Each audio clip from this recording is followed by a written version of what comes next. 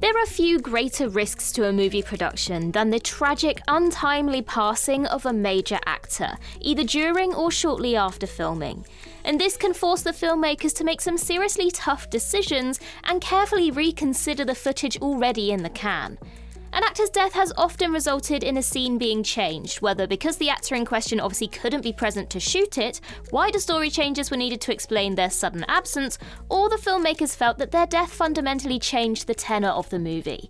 So with that in mind, I'm Ellie with What Culture here with 10 movie scenes that changed after the actor died. Number 10. Ray Liotta's death was made less gruesome in Cocaine Bear.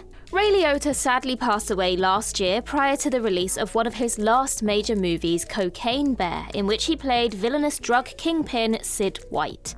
The film ends with Sid being disemboweled by the titular bear after attempting to kill it, with the bear's cubs then helping rip his insides out. And to rub salt in the wound, the bears then knock his corpse off the cave ledge, sending his lifeless body flopping to the floor below. Some pointed out the perhaps unintentional comedy of killing the character in such an outrageously gruesome way mere minutes before the end credits throw up a dedication to the late actor. However, director Elizabeth Banks confirmed in an interview with Movie Maker that she actually scaled back the bloodiness of Sid's death after Liotta passed away, saying, "We were mindful of the goriness of that scene before we even shot it, and after the events that happened, we did reel it in." Needless to say, the release version of the scene is pretty damn brutal, so it'd certainly be interesting to see how much more violent the original pass was. Number 9. The Oracle sheds her shell after Gloria Foster's death in The Matrix Revolutions. In the first two Matrix movies, the role of the Oracle was played by Gloria Foster, who sadly passed away shortly after shooting her scenes for the second film, The Matrix Reloaded. With the Oracle already written to have a sizable role in The Matrix Revolutions, the Wachowskis were forced to pivot. Yet, given the fantastical nature of the series, they also had enough runway to come up with a persuasive explanation for the Oracle's new appearance. In Revolutions, the character was now portrayed by Mary Alice, and in the canon video game Enter the Matrix, which was released between Reloaded and Revolutions, it was revealed that her original shell was destroyed by the Merovingian, forcing her to claim a new one. Ultimately, the change in appearance seemed believable enough given that the Oracle was being hunted by the Merovingian in Revolutions, while it's assumed that the rest of her role was the same as written prior to Foster's passing. Number 8. Mike Myers gave SHREK a Scottish accent after replacing Chris Farley in SHREK. SHREK was in production long enough that most of the voice work for the title character had actually been recorded by 1997, a whole 4 years before it was finally released.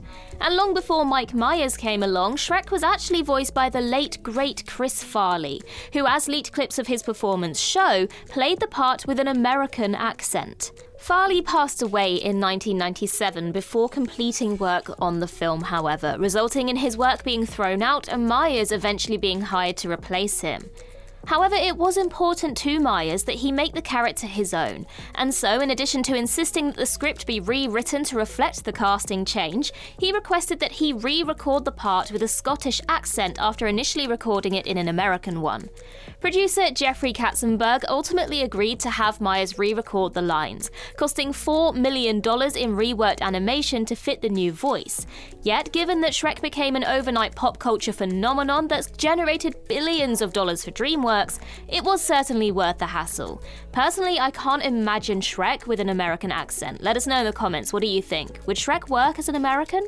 Number 7. Carrie Fisher's deleted scenes from The Force Awakens were reused in Star Wars: The Rise of Skywalker. The Star Wars sequel trilogy was thrown into disarray when Carrie Fisher unexpectedly passed away in late 2016. For though Fisher had already filmed her role as Princess Leia in The Last Jedi, principal photography hadn't yet started on The Rise of Skywalker. This resulted in Leia's arc being significantly altered for the threequel, but in a highly unorthodox move, the scenes which were changed had actually already been shot. In order to give Leia as much presence as possible in the finale to the Skywalker saga, unused footage of Fisher shot during The Force Awakens was repurposed for The Rise of Skywalker, with her original performance being digitally rotoscoped out and placed within a new environment. It's been confirmed that The Rise of Skywalker was initially intended to be a Leia-centric movie, and that Fisher would have had a much larger role had she lived, with Leia probably not dying, or at least not in the fashion that she ultimately did. For all the movie's many issues, Abrams at least did a laudable job keeping Leia in the movie despite Fisher's passing, to the extent that if you didn't know she had passed, you'd probably never guess while watching the movie. Number 6. Tony's appearance changes after Heath Ledger's death in The Imaginarium of Dr. Parnassus. Terry Gilliam's fantasy film The Imaginarium of Dr. Parnassus suffered a seemingly production-ending blow when star Heath Ledger died suddenly in January 2008, less than 2 months into a near 5-month shoot. However, the film's dreamlike nature at least gave Gilliam an out, that he could contrive a way for Ledger's protagonist Tony to change his appearance as he travels through the movie's dream world, and it wouldn't seem totally out of place. And so, while the spine of the narrative remained mostly intact, Johnny Depp, Colin Farrell and Jude Law were brought aboard to portray 3 separate transformations of Tony throughout the remainder of the yet-to-be-filmed scenes. Though there's an undeniable messiness to the overall narrative, the transition from one actor to the next is impressively seamless, and accepting Gilliam's surreal tendencies as a filmmaker feels like it was always part of the plan. Number 5. The Vietnam plot was cut after Vic Morrow was killed during shooting in Twilight Zone the movie. There's surely no single more infamous example of a movie scene changing following an actor's death than Twilight Zone the movie. The anthology film's first short, Time Out, starred Vic Morrow as Bill Connor, a flagrant racist who comes to learn the error of his ways when he's suddenly transported to Nazi-occupied France and suspected of being Jewish. Originally, the short was intended to end with Bill seemingly redeeming himself by rescuing 2 Vietnamese children during the Vietnam War, before the twist ending saw both him and the children transported back to France during World War II. In this ending, the children were to be taken away to be executed, while Bill would be sent to a concentration camp. But after Morrow and the 2 actors portraying the Vietnamese children were killed during a helicopter accident on set, the decision was made to change the ending. First and foremost, the children were cut from the short entirely, denying Bill any sort of redemption and ensuring that when he's sent to the concentration camp at the end, the audience is quite happy to see him go. Basically, the tragically ironic ending envisioned during shooting was reworked into a more broadly bleak gotcha. Number 4. Brian was retired after Paul Walker's death in Furious 7. Here's an obvious but unforgettable one. Paul Walker died in a car accident in late 2013 while midway through shooting Furious 7, leaving Universal and the director James Wan scrambling to figure out what to do. After suspending filming for 4 months, the script was reworked to give Walker's character Brian O'Connor a send-off which retired the character. And so, rather than have the movie end with a customary barbecue, the ending was instead fashioned as an emotional tribute to Walker, complete with a montage of his role throughout the series, and a parting shot of Brian and Dom going their separate vehicular ways. Considering it wouldn't have surprised anyone if Furious 7 was an abject mess following Walker's death, that it was reshaped into a genuinely affecting, loving farewell to Walker that also wrote Brian out of the series in a tasteful way is basically a cinematic miracle on Wan's part. Number 3. Tanner fills in for M after Bernard Lee dies in For Your Eyes Only. Of all 25 official James Bond films, For Your Eyes Only is the only one not to feature an appearance by M, the head of MI6. The reason for this? Bernard Lee, who played M in the first 11 Bond films, passed away shortly after For Your Eyes Only began filming. And because producer Albert Broccoli refused to recast the character, it was decided instead that M would be sidelined and his scenes given to another character. And so M's dialogue was instead largely spoken by MI6 Chief of Staff Bill Tanner, while M was said to be away from the office on leave.